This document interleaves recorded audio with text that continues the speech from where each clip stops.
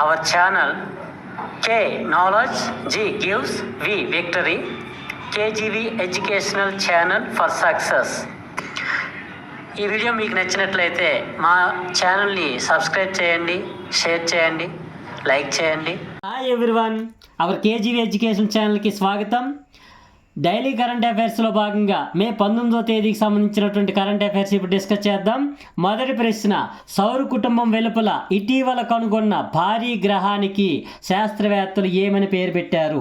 సౌర కుటుంబం వెలుపల ఇటీవల కనుగొన్న భారీ గ్రహానికి శాస్త్రవేత్తలు ఏమని పేరు పెట్టారు? దీనికి ఆన్సర్, సౌర కుటుంబం వెలుపల ఒక నక్షత్రం చుట్టూ ఒక భారీ గ్రహాన్ని శాస్త్రవేత్తలు గుర్తించారు. దీనికి WASP 193b అనే పేరును పెట్టారు. WASP 193b అనే పేరును పెట్టారు. ఇది గురుగ్రహం కన్నా 50% పెద్దదిగాను, గురుగ్రహంలో 7వ వంతు బరువును కలిగి ఉంటుంది. అలాగే ఇది 1200 కాంతి సంవత్సరాల దూరంలో మనకి కలదు. నెక్స్ట్ రెండవ ప్రశ్న, అంతర్జాతీయ మ్యూజియం దినోత్సవం ఏ రోజు జరుపుకుంటారు? అంతర్జాతీయ మ్యూజియం దినోత్సవం ఏ రోజు జరుపుకుంటారు? దీని ఆన్సర్, మే 18వ తేదీ నాడు అంతర్జాతీయ మ్యూజియం దినోత్సవం మనం జరుపుకుంటాం. అలాగే 2024 యొక్క theme museums for education and research, museums for education and research. Next మూడవ ప్రశ్న, ప్రపంచ హైపర్ టెన్షన్ దినోత్సవం ఏ రోజు జరుపుకుంటారు? ప్రపంచ అధిక రక్తపోటు దినోత్సవం ఏ రోజు జరుపుకుంటారు? దీని ఆన్సర్, మే 17వ తేదీ నాడు ప్రపంచ అధిక రక్తపోటు దినోత్సవం జరుపుకుంటారు. 2024 థీమ్, మీ రక్తపోటును ఖచ్చితంగా కొలవండి, నియంత్రించండి, ఎక్కువ కాలం జీవించండి అని అందరినీ ప్రేరేపిద్దాం. దీన్నే ఇంగ్లీష్లో measure your blood pressure accurately and control it, live longer.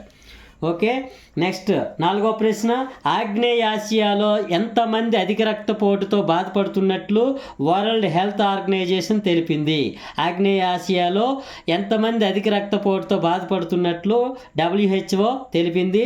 దీని ఆన్సర్, 29.4 కోట్ల మంది అధిక రక్తపోటుతో బాధపడుతున్నట్లు WHO ఆగ్నేయాసియా రీజనల్ డైరెక్టర్ సైమా వాజెడ్ ప్రకటించారు.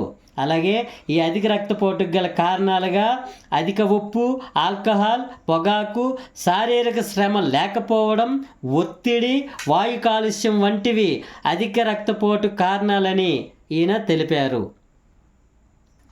ఐదవ ప్రశ్న, అంతర్జాతీయ ఖగోళ దినోత్సవం ఏ రోజు జరుపుకుంటారు? అంతర్జాతీయ ఖగోళ దినోత్సవం ఏ రోజు జరుపుకుంటారు? దీని ఆన్సర్, మే 18వ తేదీ నాడు జరుపుకుంటాం.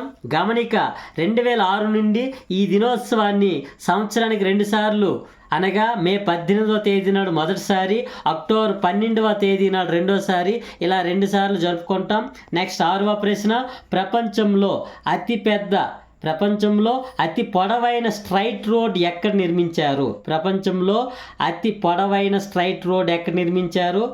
దీని ఆన్సర్, సౌదీ అరేబియాలోని హరద్ నుండి UAEలోని అల్బాతా వరకు 256 కిలోమీటర్ల అతి పొడవైన స్ట్రైట్ రోడ్డును నిర్మించి ప్రపంచంలోనే గిన్నీస్ రికార్డ్ సృష్టించారు. అలాగే ఈ రోడ్డుకు సౌదీ అరేబియాలో రబ్ అల్ ఖాలీ ఎడారి అనే పేరును పెట్టారు. నెక్స్ట్ 7వ ప్రశ్న, సుప్రీంకోర్టు బార్ అసోసియేషన్ SCBA అధ్యక్షుడిగా ఎవరు ఎన్నికయ్యారు? సుప్రీంకోర్టు బార్ అసోసియేషన్ అధ్యక్షుడిగా ఎవరు ఎన్నికయ్యారు?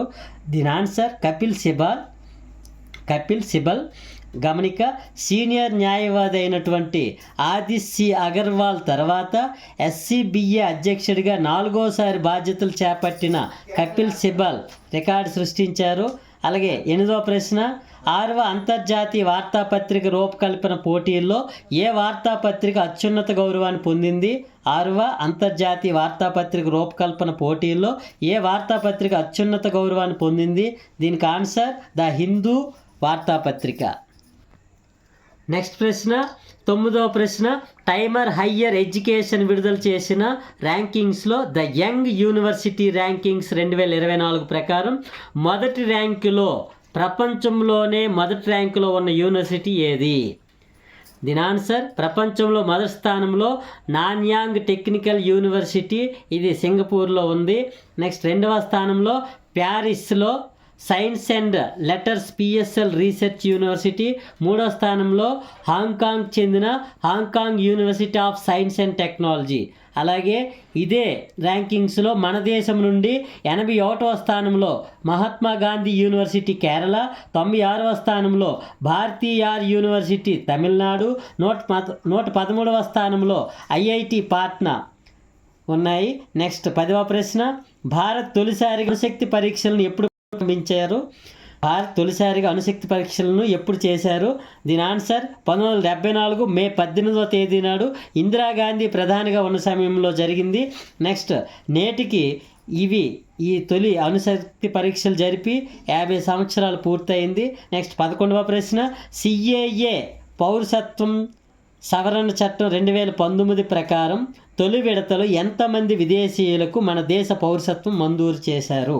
సిఏఏ పౌరసత్వం సవరణ చట్టం 2019 ప్రకారం తొలి విడతలో ఎంతమంది విదేశీయులకు మన దేశ పౌరసత్వం మంజూరు చేశారు?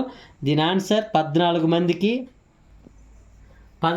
12వ ప్రశ్న, ఇటీవల అరుదైన కొత్త చిట్టెలుక రకపు క్షీరదాన్ని ఏ విశ్వవిద్యాలయం పరిశోధకులు కనుగొన్నారు?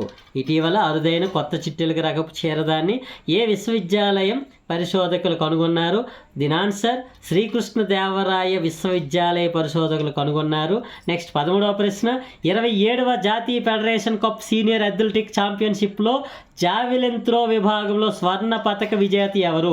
27వ జాతీయ ఫెడరేషన్ కప్ సీనియర్ అథ్లెటిక్ ఛాంపియన్షిప్లో జావెలిన్ త్రో విభాగంలో స్వర్ణ పతక విజేత ఎవరు? దీని ఆన్సర్ నీరజ్ చోప్రాకు జావెలిన్ త్రోలో స్వర్ణ పతకం లభించింది. ఈ పోటీలు భువనేశ్వర్ వేదికగా జరుగుతున్నవి. 14వ ప్రశ్న, ప్రపంచంలో అతిపెద్ద గ్రీన్ అమ్మోనియా ప్లాంట్ను ఆంధ్రప్రదేశ్లో ఎక్కడ ఏర్పాటు చేశారు? ప్రపంచంలో అతిపెద్ద గ్రీన్ అమ్మోనియా ప్లాంట్ను ఆంధ్రప్రదేశ్లో ఎక్కడ ఏర్పాటు చేశారు? దీనికి ఆన్సర్ కాకినాడలో ఏర్పాటు చేశారు. నెక్స్ట్ 15వ ప్రశ్న, రఫాపై ఇజ్రాయెల్ దాడిని ఆపించండి అంటూ అంతర్జాతీయ న్యాయస్థానంలో ఇజ్రాయెల్ మీద ఏ దేశం ఫిర్యాదు చేసింది? దీని ఆన్సర్ దక్షిణాఫ్రికా దేశం ఇజ్రాయెల్ మీద అంతర్జాతీయ న్యాయస్థానంలో ఫిర్యాదు చేసింది. ఓకే గైస్, ఈ వీడియో మీకు నచ్చినట్లయితే ఈ వీడియో కింద కామెంట్ చేయండి, మరియు లైక్ చేయండి, అందరికీ షేర్ చేయండి. అవర్ కేజీవీ ఎడ్యుకేషన్ ఛానల్ని సబ్స్క్రైబ్ చేయండి. Okay, thank you.